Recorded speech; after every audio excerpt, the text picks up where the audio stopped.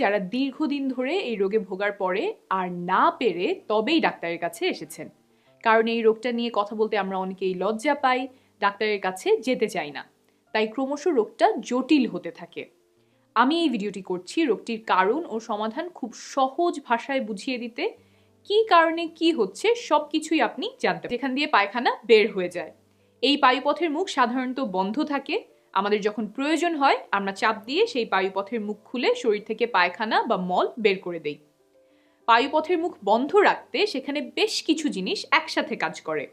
তার মধ্যে একটা বিশেষ গুরুত্বপূর্ণ, নাম হলো অ্যানাল কুশন। দেখা যায় তখন সেটাকে আমরা পাইলস বা অর্শ নামে চিনি। মেডিকেলের ভাষায় নাম হলো হেমোরয়েডস। রক্ত যেতে পারে, উজ্জ্বল লাল রঙের রক্ত। সাধারণত টয়লেট পেপার ব্যবহার করার পরে দেখা যায় সেখানে রক্তের ফোঁটা লেগে আছে, অথবা কমোডে বা প্যানের গায়ে দেখা যায় লাল রক্তের ছোপ। উজ্জ্বল লাল রক্ত কেন বের হয়? পায়খানা বের হওয়ার পথে একদম শেষ প্রান্তে রাস্তার মুখের কুশনগুলো থেকে রক্তক্ষরণ হয়েছে। সেই রক্ত এখনো তাজা, জমাট বাঁধার সুযোগ পায়নি, তাই উজ্জ্বল লাল দেখা যায়। পক্ষান্তরে রক্তক্ষরণ যদি আরো আগেই হতো, ধরেন পাকস্থলীতেই রক্তক্ষরণ হয়েছে, তারপর সেই রক্ত নাড়ি ভুঁড়ি দিয়ে আস্তে আস্তে জমাট বাঁধে, জমে পায়খানার সাথে মিশে যায়, তখন পায়খানার রং হয় আলকাত্রার মতো কালো। এমন হলে দ্রুত হাসপাতালে যেতে হবে, কারণ পরীক্ষা করে দেখা প্রয়োজন কি হয়েছে। 2. কুশনগুলো ফুলে পায়ুপথ দিয়ে বেরিয়ে আসতে পারে, তখন নরম গোটার মতো মনে হয়। সেগুলো সাধারণত মল ত্যাগের পরে বের হয়ে আসে আর নিজে নিজেই ভেতরে ঢুকে যায়, বা আঙুল দিয়েও ভেতরে ঢোকাতে হতে পারে।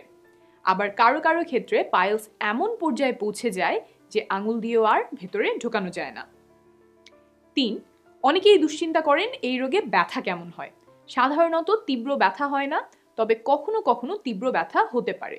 যেমন যদি পায়ুপথের বাইরে নরম গোটা থাকে, আঙুল দিয়েও ভেতরে ঢোকানো না যায়, আর সেগুলোতে রক্ত চলাচল বন্ধ হয়ে যায়, তখন তীব্র ব্যথা হয়।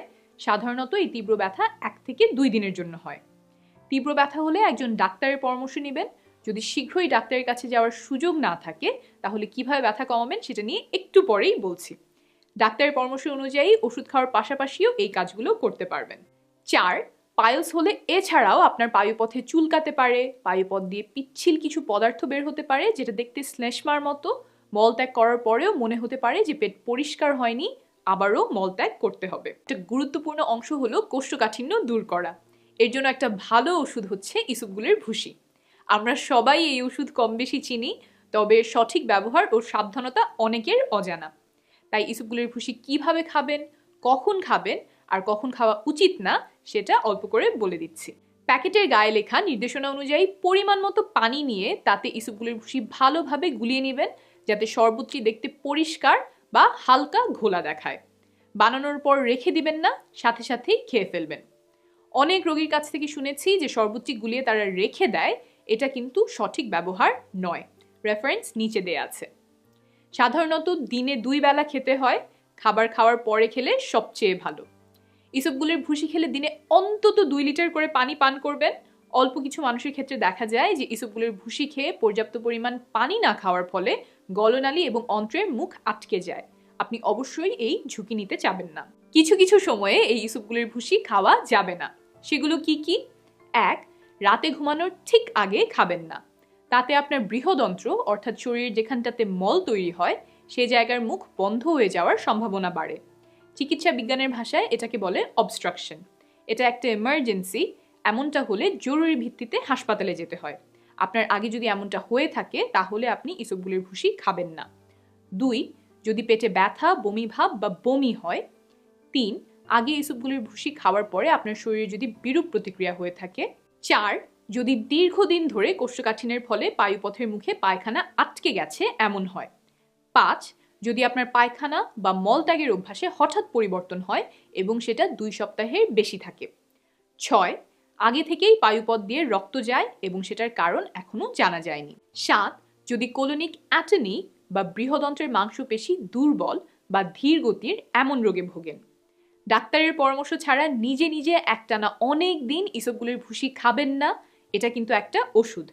ডায়রিয়া সহ এর আরও কিছু পার্শ্ব প্রতিক্রিয়া হতে পারে।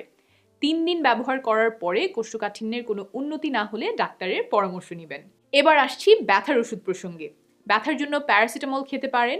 আরও অনেক ধরনের ওষুধ আর মলম আছে, ডাক্তারের পরামর্শ অনুযায়ী সেগুলো ব্যবহার করতে পারেন। পাইলস হলে কিছু কিছু ব্যথানাশক ওষুধ খাওয়া যাবে না। সেগুলো কি কি? 1. ট্রামাডল, কারণ এই ওষুধটার একটা কমন পার্শ্ব প্রতিক্রিয়া হচ্ছে কোষ্ঠকাঠিন্য। বাজারের প্যারাসিটামলের সাথে ট্রামাডল মেশানো ব্যথানাশক ওষুধ পাওয়া যায়, এগুলো এড়িয়ে চলতে হবে। 2. আইবুপ্রোফেন, যদি আপনার পাইলস থেকে রক্ত যায়, কারণ এই ওষুধটা রক্তক্ষরণের ঝুঁকি ব্যথা কমাতে পারেন। তা নিয়ে 10টা উপায় এখন বলবো। 1. ব্যথার জায়গাটা কুসুম গরম পানিতে ভিজিয়ে রাখতে পারেন।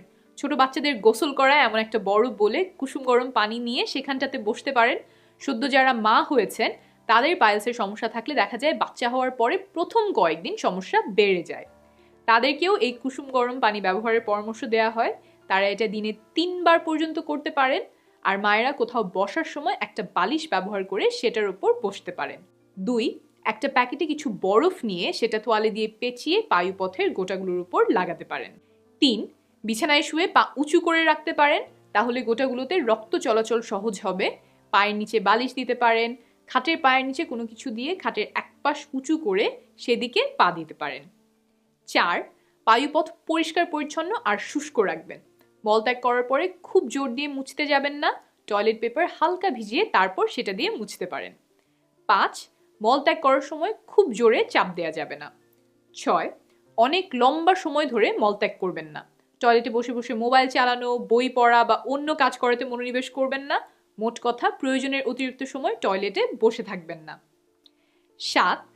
পায়খানার চাপ আসলে সেটা আটকে রাখবেন না।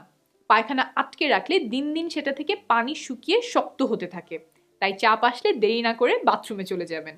8. কোষ্ঠকাঠিন্য এড়িয়ে চলতে খাদ্যে যথেষ্ট পরিমাণ ফাইবার বা আঁশ নিশ্চিত করবেন এবং প্রচুর পরিমাণে পানি পান করবেন। এই দুটো কাজ করলে সাধারণত কয়েক দিনের মধ্যে কোষ্ঠকাঠিন্য দূর হয় আর কয়েক সপ্তাহের মধ্যে পাইলসের লক্ষণগুলোর উপশম হয়। 6 সপ্তাহ অর্থাৎ 1.5 মাস ধরে যদি খাবারে যথেষ্ট পরিমাণ ফাইবার নিশ্চিত করা যায়, তাহলে 95% পাইলস রোগীর পায়খানার সাথে রক্ত যাওয়া কমে আসে।